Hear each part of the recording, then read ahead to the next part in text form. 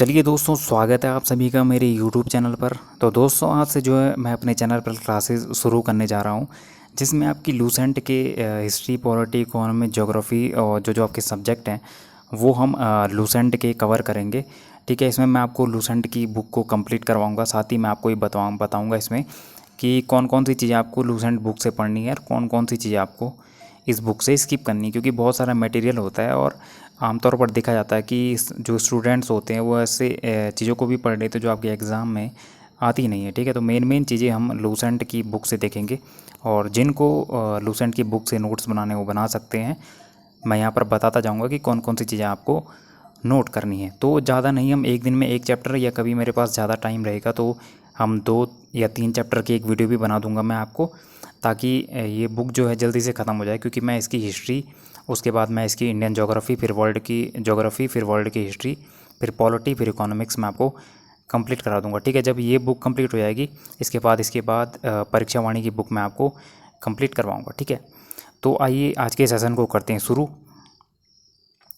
तो सबसे पहले देखिए, लूसेंट की बुक में आपको दिया जाता है कि प्राचीन भारतीय इतिहास के विषय में जानकारी के मुख्यतः 4 स्रोत हैं। ठीक है, तो ऐसी चीज़ें आपके एग्ज़ाम में बनती नहीं है, तो इनको आपने क्या करना है, एक नज़र मार दीजिए इन पे और इनको आप स्किप कर दीजिए। ठीक है, तो आप नोट्स बना रहे हैं तो नोट्स आप बना सकते हैं।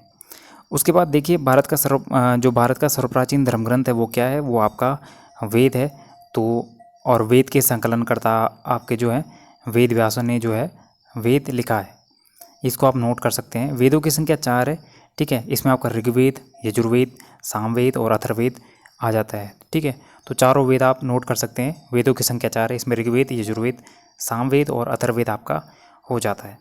उसके बाद ऋग्वेद हेडिंग डालिए, ऋग्वेद के बारे में आप नोट कीजिए। ठीक है, कुछ एक्स्ट्रा फैक्ट मैं आपको नोट करा सकता हूँ जो लूसेंट की बुक में नहीं है, तो उनको आप नोट कर सकते हैं। ठीक है, तो ऋग्वेद के बारे में दिया गया है कि ऋचाओं का, यानी जो आपके श्लोक होते हैं, तो ऋचाओं के क्रमबद्ध ज्ञान के संग्रह को ऋग्वेद कहा जाता है। ठीक है, तो ऋग्वेद में आपके ऋचाओं के क्रमबद्ध ज्ञान का संग्रह है। ऋग्वेद में आपके 10 मंडल है। ठीक है, तो मंडलों की संख्या आपको ध्यान में रखनी है, और बाकी सूक्तों की संख्या पूछी नहीं आती, तो मंडलों की संख्या आपको ध्यान में रखनी है कि ऋग्वेद में आपके 10 मंडल हैं। तो ऋग्वेद में आपके हो गए 10 मंडल।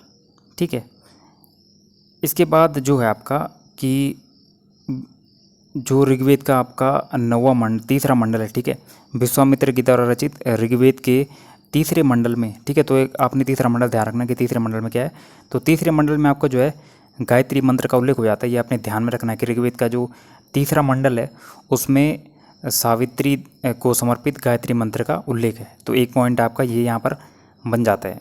उसके बाद अगला पॉइंट आपका बनेगा कि 9वां मंडल जो ऋग्वेद का है वो किससे संबंधित है, तो ऋग्वेद के 9वें मंडल में आपका सोम देवता का उल्लेख है। ठीक है, तो एक पॉइंट आपका ये हो जाता है। ठीक है, उसके बाद आपका है ऋग्वेद का जो 8वां मंडल है, तो 8वें मंडल में हस्तलिखित ऋचाओं को खिल कहा गया है। तो ये आपका पॉइंट हो गया कि हस्तलिखित ऋचाओं को क्या कहा गया है, तो ऋग्वेद के 8वें मंडल में हस्तलिखित ऋचाओं को कहा गया है खिल।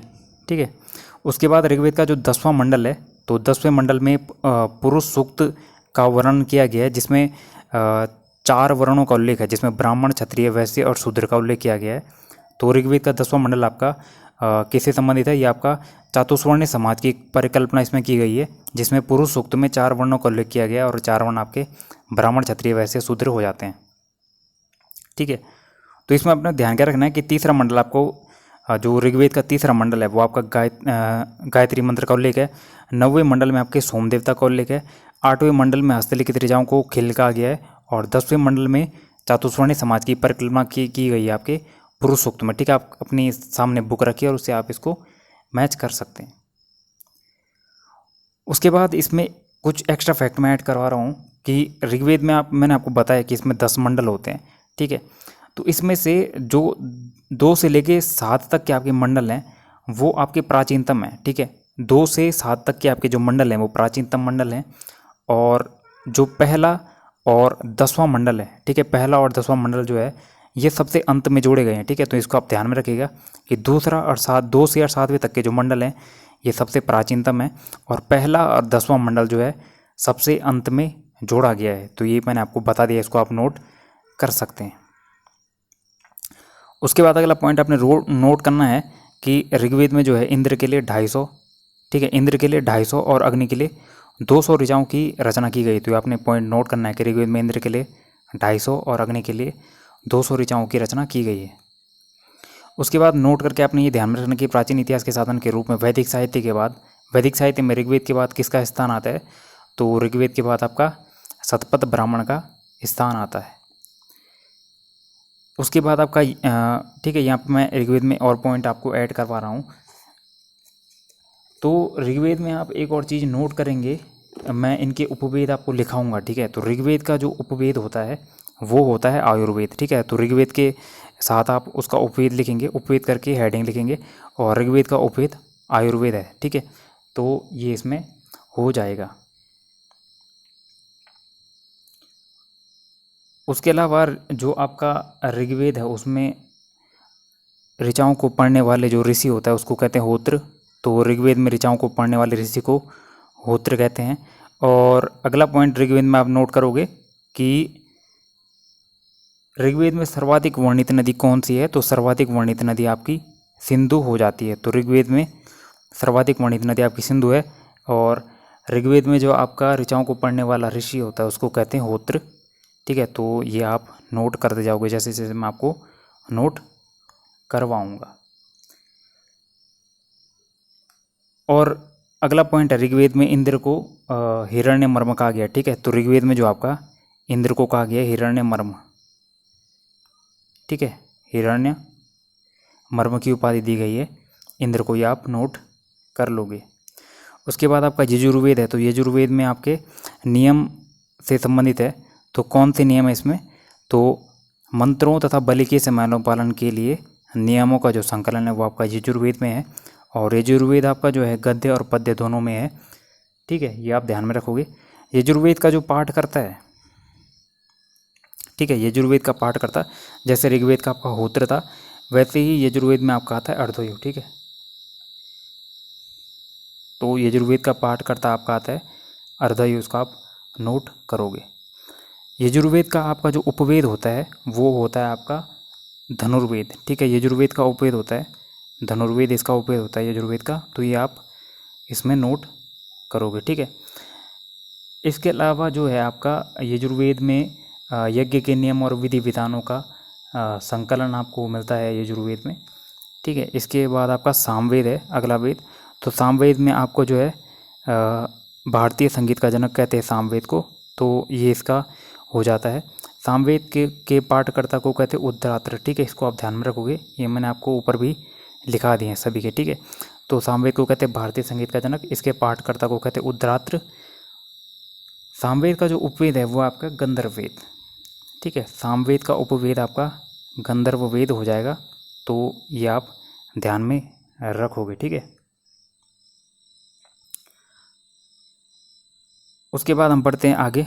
तो उसके बाद हमारे पास चौथा और आखिरी वेद है जो आपका अथर्ववेद है। तो अथर्ववेद में आपका जादू टोना हो गया और रोग निवारण हो गया, तंत्र मंत्र हो गया, ये सब इसी में दिया गया है। और अथर्ववेद में सभा और समिति को प्रजापति की 2 पुत्रियां कहा गया है। अथर्ववेद का जो उपवेद है वो आप ध्यान में रखोगे, मैं लिखा रहा हूँ आपको। अथर्ववेद का उपवेद आपका हो जाएगा शिल्पवेद। अथर्ववेद का उपवेद है आपका शिल्पवेद, ठीक है। सभी के मैंने लिखा दिए तो आप इसको लिखते चलोगे। सभा और समिति को प्रजापति की 2 पुत्रियां कहा गया अथर्ववेद में, तो इसको आप नोट करोगे। सबसे प्राचीन वेद आपका ऋग्वेद है और सबसे बाद का वेद आपका अथर्ववेद है, ठीक है। अथर्ववेद में जो है कन्याओं के जन्म की निंदा की गई है, ये भी आप ध्यान में रखोगे कि अथर्ववेद में कन्याओं की जन्म की निंदा की गई है। और अथर्ववेद में जो सामान्य मनुष्य के विचारों और अंधविश्वासों का वर्णन भी किया गया है। साथ ही साथ इसमें जो मनुष्य की दिनचर्या होती है जैसे कृषि हो गया और व्यवसाय हो गया इत्यादि का वर्णन भी आपका अथर्ववेद में ही किया गया है। उसके बाद हम आगे बढ़ते हैं। तो वेदों को भली भांति समझने के लिए 6 वेदांगों की रचना की गई है। इसमें आपका 6 वेदांगों की रचना की गई, इसको आप ध्यान में रखोगे। 6 वेदांग कौन कौन से? तो शिक्षा हो गया, ज्योतिष हो गया, कल्प हो गया, व्याकरण हो गया, निरुक्त हो गया और छंद हो गया। या इनको आप ध्यान में रखोगे 6 वेदांग कौन कौन से आपके हैं। उसके बाद हम आगे बढ़ते हैं। तो भारतीय ऐतिहासिक कथाओं का सबसे अच्छा क्रमबद्ध विवरण पुराणों में मिलता है। अब आ गए आपके पुराण और पुराणों के रचयिता जो हैं आपके वो हैं लोमहर्ष और उनके पुत्र उकसरवा, तो इसको आप ध्यान में रखोगे। उसके बाद पुराणों की संख्या कितनी है, तो पुराणों की संख्या हो जाती है 18।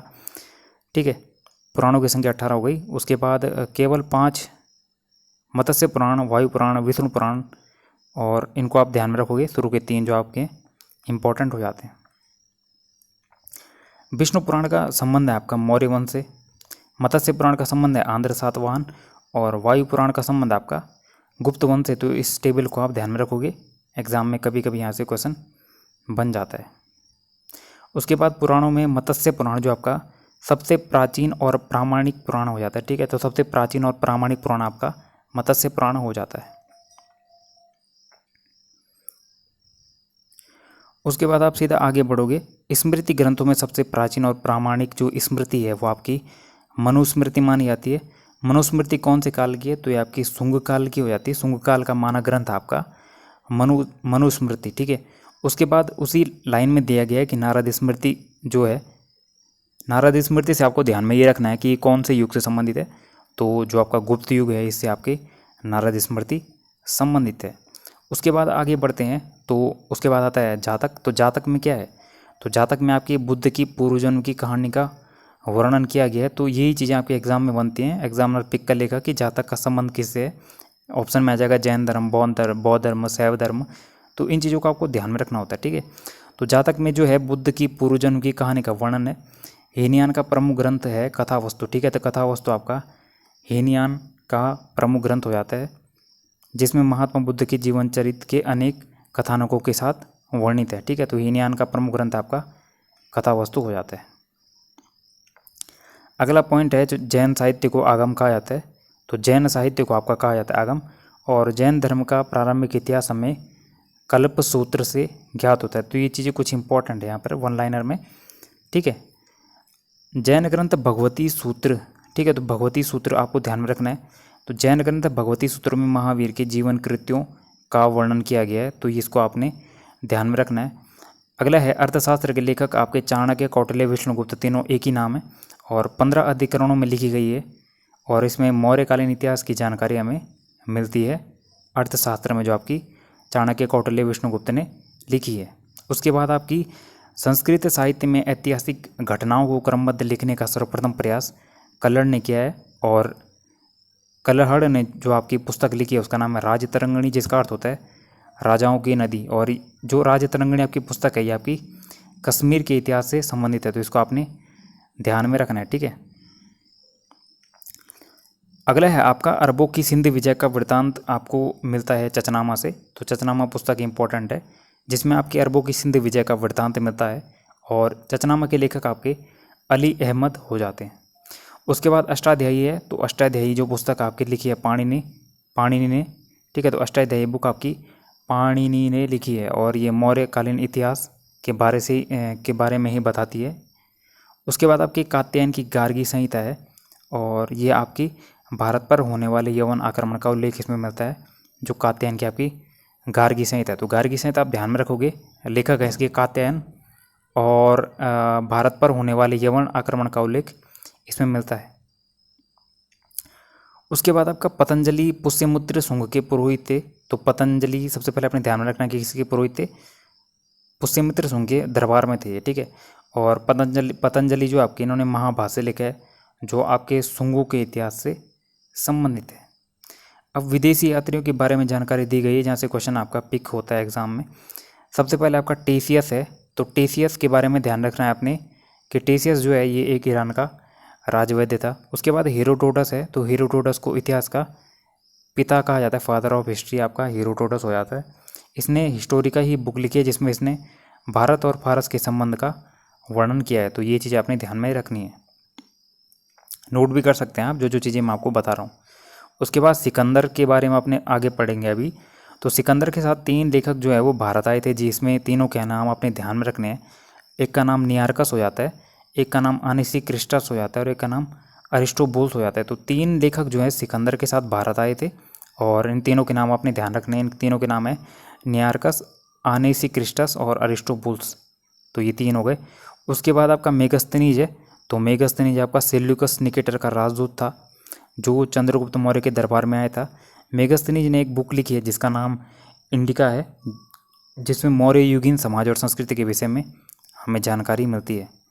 उसके बाद आपने डायमेक्स भी नोट करना है। तो डायमेक्स जो है, इसके बारे में ये नहीं देखना कि किसका नरेश राजदूत था, इसके बारे में मेन याद रखना है कि किसके दरबार में आया था। तो डायमेक्स आपका आया था बिंदुसार के दरबार में आया था। उसके बाद डायनोसियस है, दोनों नाम मिलते जुलते हैं। तो डायनोसियस जो है आपका, ये आपका अशोक के दरबार में आया था। उसके बाद टॉलमी है। तो टॉलमी के बारे में आपने ध्यान रखना है कि इसने भारत का भूगोल एक पुस्तक लिखी है। उसके बाद प्लिनी है। तो प्लिनी ने नेचुरल हिस्ट्री नामक एक बुक लिखी है। तो ये आपने ध्यान रखना कि नेचुरल हिस्ट्री जो बुक लिखी है वो किसने लिखी है, तो वो लिखी है प्लिनी ने। उसके बाद पेरिलिप्स ऑफ द एरिथ्रियन सी, इसके बारे में अपने ध्यान रखना है कि इसमें हमको भारत के बंदरगाहों तथा व्यापारिक वस्तुओं के बारे में जानकारी मिलती है। ठीक है, मेनली अपने बंदरगाहों यहाँ पर ध्यान रखना है कि बंदरगाहों के बारे में इसमें जानकारी मिलती है। उसके बाद चीनी लेखक आपका है, तो सबसे पहले आपका फाहियान आया था।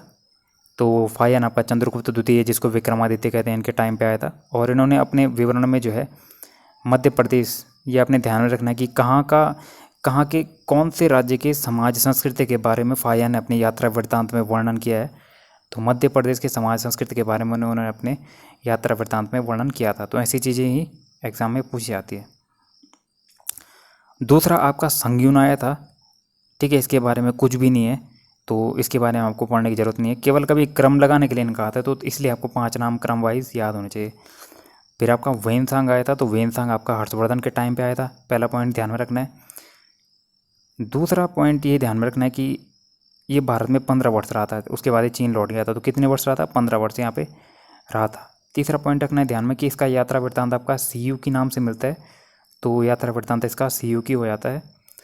और जब ये यहाँ अध्ययन करने आया था तो उस समय नालंदा विश्वविद्यालय के कुलपति आपके आचार्य शीलभद्र थे। तो ये चीज़ें आपको ध्यान में रखनी है। ठीक है, तो वेनसांग जो आपका है वो हर्षवर्धन के टाइम पे भारत आया था, 15 वर्ष यहाँ रहता है। और आचार्य शीलभद्र नालंदा विश्वविद्यालय के कुलपति थे जब वो यहाँ अध्ययन करने आया था। और यात्रा वृत्तांत उसका सीयू की नाम से जाना जाता है। उसके बाद आपका इत्सिंग है। तो इत्सिंग के बारे में एक बार क्वेश्चन बन चुका है कि 7वीं शताब्दी के अंत में भारत में कौन सा यात्री आया था, तो वो आपका इत्सिंग था। तो इसको आप नोट कर लेना, इत्सिंग जो है 7वीं शताब्दी के अंत में भारत में आने वाला यात्री था। फिर अब आपके अरबी लेखक आते हैं। तो अलबरूनी है आपका। अलबरूनी जो है महमूद गजनवी के साथ भारत आया था, जिसने जो है किताब उल हिंद तहकीक ए हिंद यानी भारत की खोज, ये पुस्तकें लिखी थी। उसके बाद तारानाथ अन्य लेखकों में आता है तारानाथ। तो इसने कंग्यूर और तंग्यूर नामक ग्रंथ की रचना की है। तो कंग्यूर और तंग्यूर नामक ग्रंथ की रचना जो आपकी तारानाथ ने की है। उसके बाद आपका मार्को पोलो है। तो 13वीं शताब्दी के अंत में पांड्य देश की यात्रा पे कौन सा यात्री आया था, तो पांड्य देश की यात्रा पे आया था आपका मार्को पोलो। इसी के साथ एक और है यहाँ पर जो मिसिंग है थोड़ा सा, इब्न बतूता। ठीक है, एक आया था आपका इब्न बतूता। ठीक है, इब्न बतूता जो आपका, इन्होंने एक बुक लिखी है रेला, और रेला इन्होंने बुक लिखी है। ये आपके मोहम्मद बिन तुगलक के समय जो है भारत आए थे। ठीक है, तो इब्न बतूता आप नोट कर सकते हो, जो आपके मोहम्मद बिन तुगलक के समय जो आपके भारत आए थे इब्न बतूता। उसके बाद हम आगे बढ़ते हैं। तो पुरातत्व संबंधी साक्ष्य हम यहाँ पे देखेंगे। तो 1400 ईस्वी में जो है बोगज कोई अभिलेख मिला है जिसमें 4 देवताओं के नाम मिले हैं। तो इनके नाम अपने ध्यान रखने कौन कौन से नाम हैं। तो मित्र हो गया, वरुण हो गया, और इंद्र हो गया, नासत्य हो गया। ठीक है, तो 1400 ईस्वी पूर्व अभिलेख जो बोगज कोई से मिला उसमें 4 देवताओं के नाम मिले, जिसमें इंद्र, मित्र, वरुण और नासत्य इनके नाम मिलते हैं। अगला है आपका इसी में पॉइंट कि मध्य भारत में भागवत धर्म विकसित होने के प्रमाण। तो मध्य भारत में भागवत धर्म विकसित होने का प्रमाण जो है हेलियोडोरस के बेसन नगर गरुड़ स्तंभ से प्राप्त होता है। ये आपका इंपॉर्टेंट है। सबसे पहले भारतवर्ष का जिक्र आपका हाथी गुम्फ अभिलेख में मिला है। ठीक है, दुर्भिक्ष की जानकारी, दुर्भिक्ष मतलब ये जो अकाल पड़ा था उस टाइम पे, तो दुर्भिक्ष की जानकारी हमें सौगौरव अभिलेख से मिलती है। सारे इंपॉर्टेंट है यहाँ पे। सर्वप्रथम भारत पर होने वाले हूण आक्रमण की जानकारी हमें कौन से अभिलेख से मिलती है? तो सर्वप्रथम भारत पर जो हूण आक्रमण हुआ था उसकी जानकारी मिलती है जो भीतरी स्तंभ आपका लेख है, तो भीतरी स्तंभ लेख से हमें हूण आक्रमण की जानकारी मिलती है। अगला है सती प्रथा का पहला लिखित साक्ष्य। तो सती प्रथा का पहला लिखित साक्ष्य जो आपका भानुगुप्त का ऐरण अभिलेख है, तो ऐरण अभिलेख में ही हमें सती प्रथा का पहला लिखित साक्ष्य मिलता है।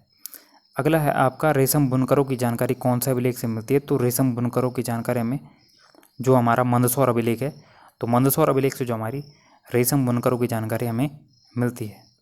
अभिलेखों के अध्ययन को नोट में दिया गया है कि अभिलेखों के अध्ययन को एपिग्राफी कहते हैं।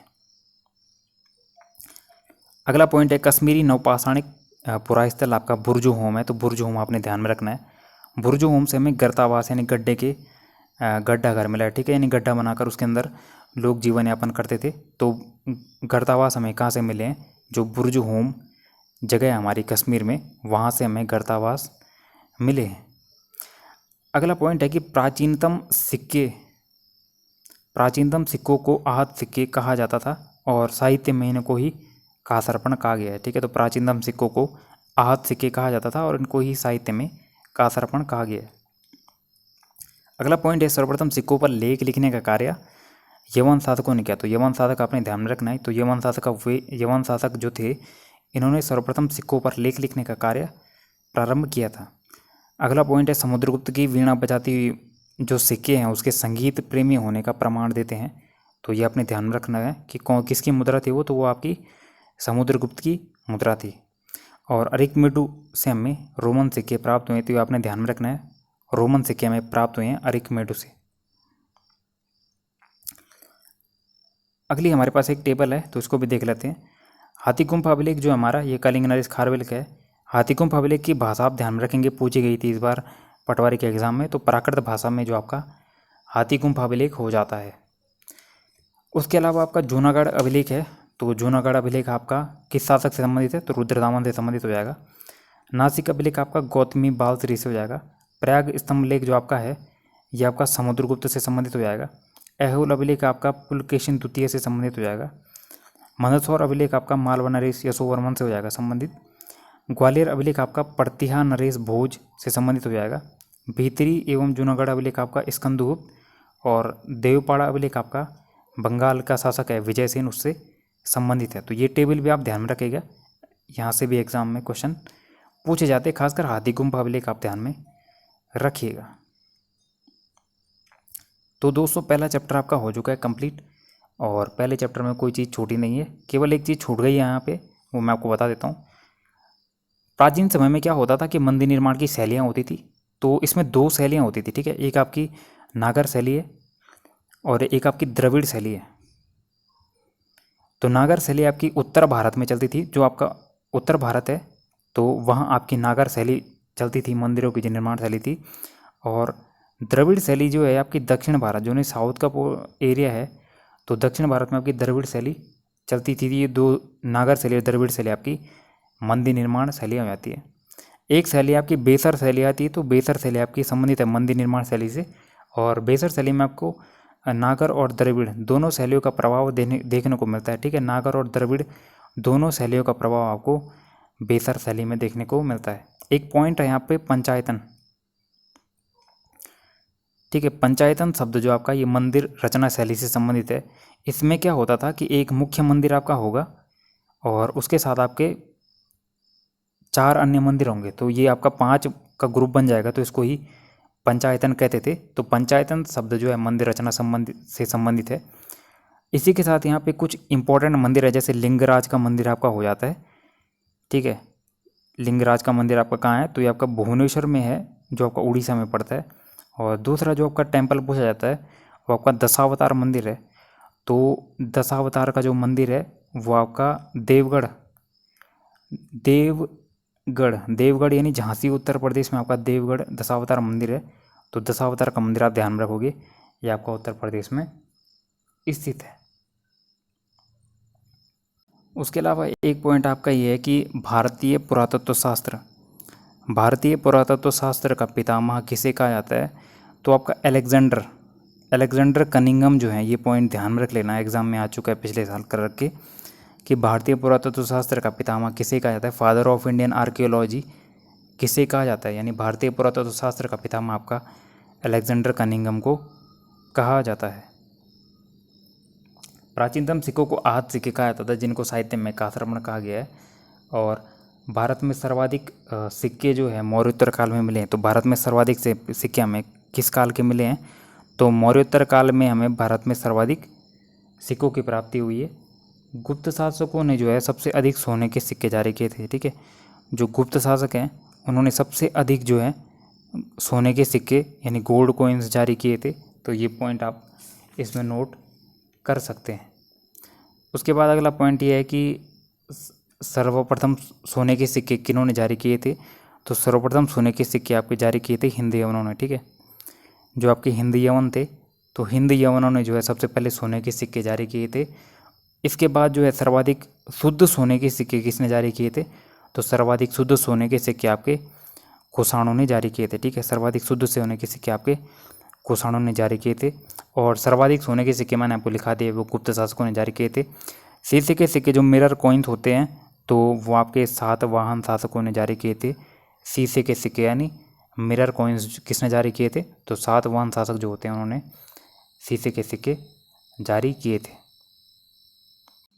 तो दोस्तों पहला चैप्टर आपका हो चुका है कंप्लीट, और अगली वीडियो में मिलते हैं लूसेंट के नेक्स्ट चैप्टर के साथ। ऐसी वीडियोस के लिए चैनल को लाइक शेयर एंड सब्सक्राइब जरूर कीजिएगा। मिलते हैं नेक्स्ट वीडियो में। थैंक यू, अपना ध्यान रखिएगा।